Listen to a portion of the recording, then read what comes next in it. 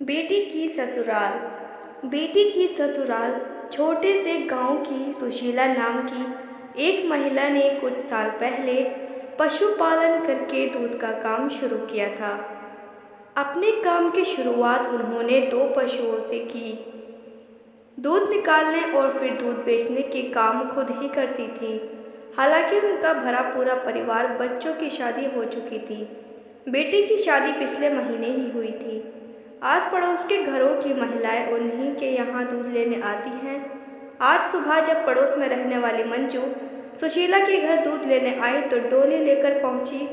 उस समय Sushila aunty phone पर बात कर रही थी, अतः मंजू के कुछ क्षण रुकना ठीक समझा और सुशीला आंटी ने रुकने का संकेत भी किया तो वह रुक गई।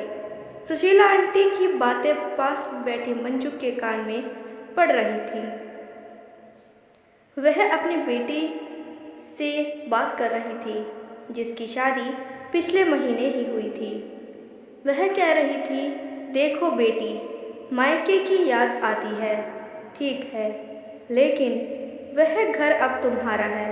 तुम्हें अब अपना सारा ध्यान अपने ससुराल की खुशी के लिए लगाना है और बार बार फ़ोन मत किया करो।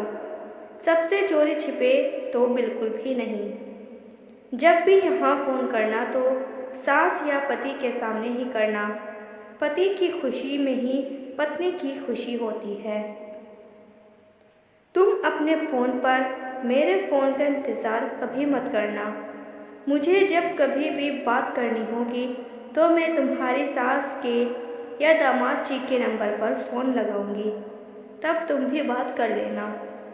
बेटी, तुम्हारी शादी हो चुकी है, अब ससुराल में हो। छोटी छोटी बातों पर तुनकना छोड़ दो, जिम्मेदार बनो, सहन शक्ति रखो।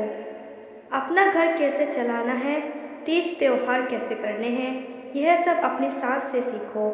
हर घर के अपने अपने तौर तरीके होते हैं। एक बात हमेशा ध्यान रखो, ससुराल वालों का सम्मान करोगे तो सम्मान पाओगी। लाज रखना, ठीक है, सुखी रहो।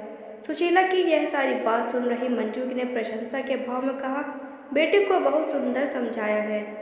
सुशीला बोली, बहन, माँ को बेटी के परिवार में अनावश्यक दखल नहीं देनी चाहिए। उन्हें अपने घर की बातों को भी बिना मतलब इधर उधर नहीं करना चाहिए। उस घर की कोई समस्या हो तो समस्या का हल खुद ढूंढो। मंजू उस देवी का मुंह देखती रह गई। सभी माँ को इसी तरह से सोचना चाहिए ताकि बेटी अपने घर को खुद का घर समझे और उसको खुशहाली आए।